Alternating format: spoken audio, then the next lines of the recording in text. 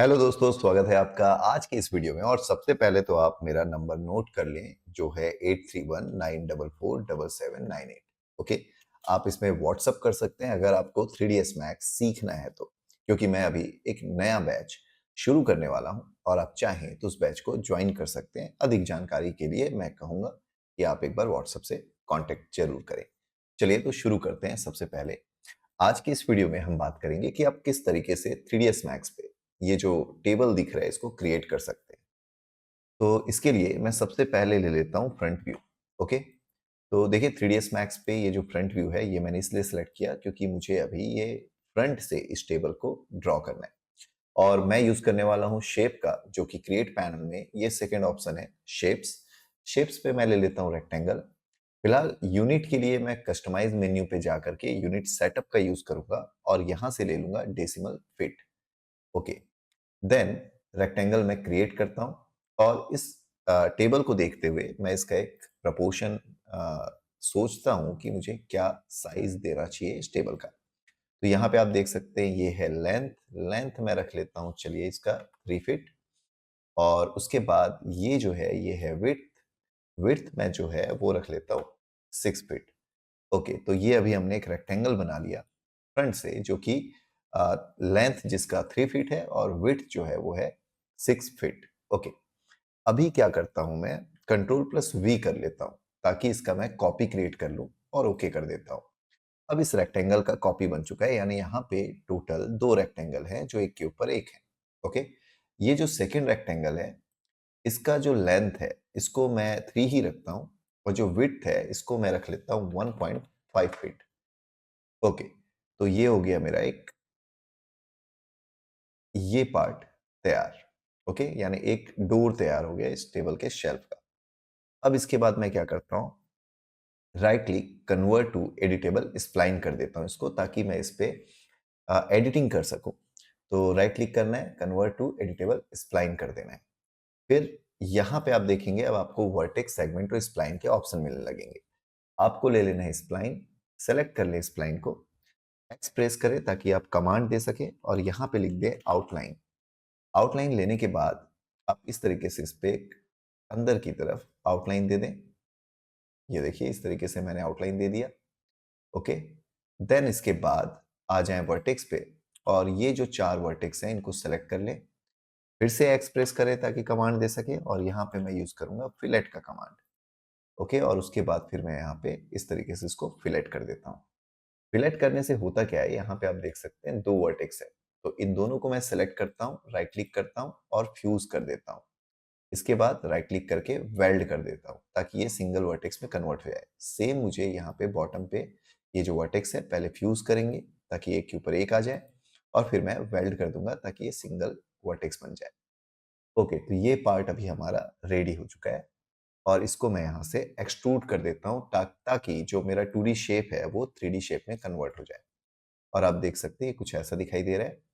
यहाँ पे editable spline पे आके मैं इसका जो इंटरपोलेशन है इसको एडेप्टिव करता हूँ ताकि ये स्मूथ दिखाई दे। अभी आप देखिए ये कुछ इस तरीके से टूटा हुआ दिख रहा है और जैसे ही मैं इसको एडेप्टिव करूंगा ये आपको कुछ इस तरीके से स्मूथ दिखाई देगा।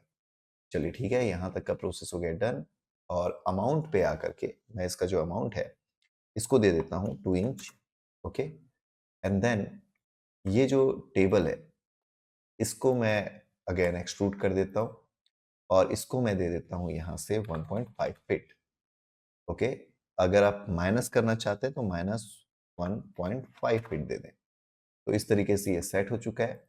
अभी ये 2 इंच है, इसको मैं अगर 1 इंच कर दूं तो थिकनेस कुछ इतना हो गया। आई थिंक ये ज़्यादा बेटर है। आप चाहें तो इससे भी कम कर सकते हैं, यानी 0.5 इंच कर सकते हैं। तो ये कुछ ऐसा हो चुका है। ओके, अब आते हैं फ्रंट व्यू पे। अगेन एफ प्रेस करके आप फ्रंट व्यू पे आ सकते हैं। टूल्स मेन्यू पे आ जाएं, एरे पे आ जाएं और प्रीव्यू को ऑन कर लें। इसके बाद आपको क्या करना है, यहाँ पे आप देख सकते हैं एरे में आपके पास मूव का ऑप्शन है और एक्स एक्सिस पे इसको मुझे मूव करना है। तो जो नंबर ऑफ काउंट है ये मुझे कितना चाहिए यहाँ से आप डिसाइड कर लें। जैसे मैंने ले लिया 4 और उसके बाद फिर मैं यहाँ से जो वैल्यू है उसको चेंज करता हूँ और यहाँ से जो वैल्यू है वो मैं दे देता हूँ 1.5। 5। तो एक बार देखते हैं, यहाँ से मैंने 1.5 दिया और ये बिल्कुल इक्वली डिस्टेंस में आके सेट हो चुका है। ओके कर लेते हैं। अभी आप देखें तो हमारा टेबल कुछ ऐसा हो चुका है। ओके, थोड़ी हाई क्वालिटी में देखते हैं ताकि शेड भी दिखाई दे। तो हाई क्वालिटी ऑन कर लें, शॉर्टकट शिफ्ट F3 है और आप देख सकते हैं थोड़ा शेडिंग के साथ हमें टेबल यहाँ पे दिखाई दे रहा है। ओके, तो ये पार्ट हो गया डन। अब क्या करते हैं, अब इस पे मैं सेलेक्ट करता हूँ इसको, कन्वर्ट टू एडिटेबल पॉली कर लेता हूँ। किसको मैंने किया पॉली में कन्वर्ट? इस बॉक्स को। ओके, और उसके बाद पॉलीगन पे आते हैं और टॉप पे आके ये टॉप पॉलीगन को सिलेक्ट किया और शिफ्ट के साथ ऊपर की तरफ ऐसा ड्रैग कर दिया हमने। ओके, देन इसी तरीके से इन दो पॉलीगन को सिलेक्ट करते हैं और इन दोनों को सिलेक्ट करके राइट क्लिक एक्सट्रूड के ऑप्शन बॉक्स पे आ जाएं और यहाँ पे थोड़ा सा एक्सट्रूड दे दें इस तरीके से। आप चाहे तो डायरेक्ट यहाँ पे वैल्यू दे सकते हैं, 0.5 इंच, और ये 0.5 इंच का एक्सट्रूड हो गया। और आप चाहे तो 1 इंच का एक्सट्रूड दे सकते हैं, 1 इंच लिख करके। ओके, तो ये हो गया प्रोसेस डन। देन इसके बाद आप इस पॉलीगन को सिलेक्ट करें इस तरीके से और यहाँ पे ओके, अभी ये जो टॉप का पॉलीगन है इसको सिलेक्ट करता हूँ पहले मैं और राइट क्लिक करके एक्सट्रूड ऑप्शन पे आते हैं और थोड़ा सा एक्सट्रूड दे दिया मैंने इसको बाहर की तरफ। इसी तरीके से ये जो पॉलीगन है इसको भी आप चाहें तो आप सेलेक्ट करें, पहले कंट्रोल के साथ मैं मल्टीपल पॉलीगन सेलेक्ट कर सकता हूँ और इसको एक्सट्रूड दे दिया इस तरीके से कि आप चाहें तो इसको थोड़ा पीछे भी रख सकते हैं इससे। ओके, और ये अभी हमारा मॉडल कुछ ऐसा दिखने लगा। अब इसके नीचे मुझे 4 बेस बनाने हैं तो उसके लिए मैं सिंपली सिलेंडर यूज करूंगा। सिलेंडर पे आ जाते हैं, टॉप व्यू पे आते हैं और यहाँ पे मैं एक सिलेंडर तैयार करता हूँ कुछ इस तरीके से। इसका रेडियस कम रखते हैं और इस तरीके से इसको मैंने सेट कर दिया। अगर आपको लगता है कि रेडियस बहुत ज़्यादा कम हो चुका है तो मॉडिफायर पे आएँ और आप कभी भी रेडियस को इस तरीके से चेंज कर सकते हैं। और हाइट सेगमेंट की ज़रूरत यहाँ पे नहीं है तो मैं 1 रखता हूँ और इसके अलावा ये जो हाइट है इसको आप इस तरीके से सेट कर सकते हैं। ओके, इसके बाद टॉप पे वापस आ जाएं, शिफ्ट के साथ ड्रैग करें और इसकी एक कॉपी तैयार कर ले इस तरीके से। ओके, इन दोनों को सिलेक्ट करें और शिफ्ट के साथ ड्रैग करके इधर ले आए। ओके, तो पर्सपेक्टिव पे आते हैं। अभी आप देख सकते हैं कुछ ऐसा दिखाई दे रहा है। सेलेक्ट करता हूँ मैं इसको। सारे ऑब्जेक्ट सेलेक्ट करने के बाद कलर पे आ जाए, फिर यहाँ करंट कलर पे क्लिक करें, कलर पिक कर लें और यहाँ से कलर को पिक कर लें। ओके, ओके, तो अभी आप देख सकते हैं जो कलर यहाँ पे दिखाई दे रहा है वही कलर आपको यहाँ पे व्यू पोर्ट में आपके ऑब्जेक्ट पे देखने को मिलेगा। ओके, चलिए, तो ये प्रोसेस हो गया डन। अब इसका एक छोटा सा रेंडर प्रीव्यू निकालते हैं। तो इसके लिए तो इसको मैं मिनिमाइज कर लेता हूँ पहले और शिफ्ट F ऑन कर लेता हूँ फ्रेमिंग के लिए और प्रॉपर एक फ्रेमिंग ले लेते हैं। जैसे कि इस तरीके से मैंने फ्रेमिंग ले लिया इस पे। ओके, और उसके बाद वीरे का मैं प्लेन यूज करने वाला हूँ तो वीरे पे आके वीरे प्लेन यूज कर लेते हैं। सिंपली क्लिक कर देता हूँ। जो कलर है वीरे प्लेन का वो मैं ग्रे ले लेता हूँ। ओके, अब आते हैं लाइट पे और लाइट पे आने के बाद वीरे के लाइट पे जाते हैं। वीरे लाइट ले लेते हैं और एक सिंपल सा सेटअप जो मैं आपको बता रहा हूँ आप उसको यूज करें। जैसे कि मैंने ले लिया डोम, क्लिक कर दें। मैप जो ऑप्शन लिखा हुआ है यहाँ पे नो मैप पे क्लिक करें और उसके बाद यहाँ लिखे HDRI।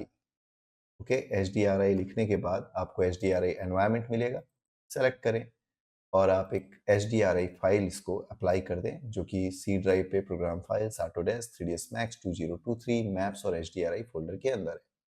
तो डबल क्लिक किया मैंने, ये अप्लाई हो चुका है। अब थोड़ा सा सेटअप रेंडर पे, तो रेंडर सेटअप पे चलते हैं। रेंडर सेटअप पे जा करके अर्नॉल्ड के बदले मैं यूज करने वाला हूँ वीरे। चूंकि मैं अभी 2023 वर्जन यूज कर रहा हूँ 3ds मैक्स का, तो इसके साथ जो वीरे है वो है वीरे 6। तो ये मैंने ऑन कर लिया। इसके बाद आ जाते हैं बाकी ऑप्शन पे, जैसे कि GI पे। और GI पे आप देख सकते हैं मैंने ब्रूट फोर्स रखा है, लाइट कैश रखा है। आप चाहे तो इसको इरिडियंस मैप कर सकते हैं। और लाइट कैश कर सकते हैं। इसके बाद आ जाते हैं वी रे पे। यहाँ पे आप देख सकते हैं कई सारे सेटिंग्स हैं जिसमें आपको इमेज सैम्पलर का ऑप्शन मिलेगा। आप चाहें तो प्रोग्रेसिव के बदले बकेट यूज कर सकते हैं। और यहाँ पे आपको नॉइस का थ्रेशोल्ड मिल रहा है जो कि 0.01 है। आप चाहें तो इसको 0.001 दे सकते हैं। और उसके बाद कॉमन पे आ जाएं और रेंडर का साइज डिसाइड करें। जैसे कि अभी 1280720 है, आप इसको चाहें तो 9020 1080 यानी फुल एच रख सकते हैं, या फिर आप चाहें तो 25601440। जितनी ज़्यादा साइज होगी इमेज की यानी फ्रेम साइज, उतनी ज़्यादा आपको रेंडर में समय भी लगने वाला है। चलिए अभी इतने पे हम एक रेंडर निकाल के देखते हैं। शिफ्ट क्यू के साथ मैंने रेंडर कर दिया और ये रेंडर का जो विंडो है जिसे हम कहते हैं वी रे फ्रेम बफर, ये ऑन हो चुका है और रेंडर का प्रोसेस आप यहाँ पे देख सकते हैं। तो देखते हैं, वेट करते हैं और रेंडरिंग का प्रोसेस अब शुरू हो चुका है।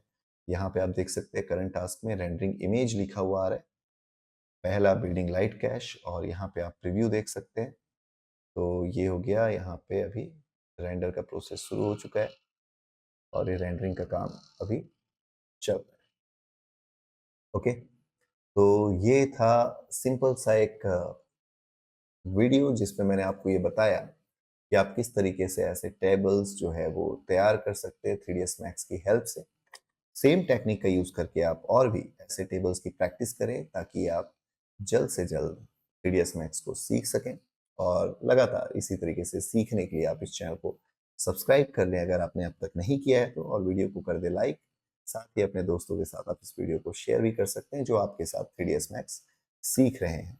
अगेन मैं आपसे ये कहना चाहूँगा कि आप इंतज़ार कीजिए अगले वीडियो का, और अगर आप चाहते हैं 3ds Max को बिल्कुल बेसिक से एडवांस लेवल तक सीखना ताकि आप इसी तरीके से स्पीडली मॉडलिंग कर सकें, टेक्सचरिंग कर सकें, लाइटिंग कर सकें और अपना जो काम है वो शुरू कर सकें, फिर चाहे वो आर्किटेक्चर विजुअलाइजेशन का हो या फिर एनिमेशन का, तो इसके लिए आप मेरे बैच को ज्वाइन कर सकते हैं। कॉन्टेक्ट नंबर मैंने वीडियो के शुरुआत में दिया है।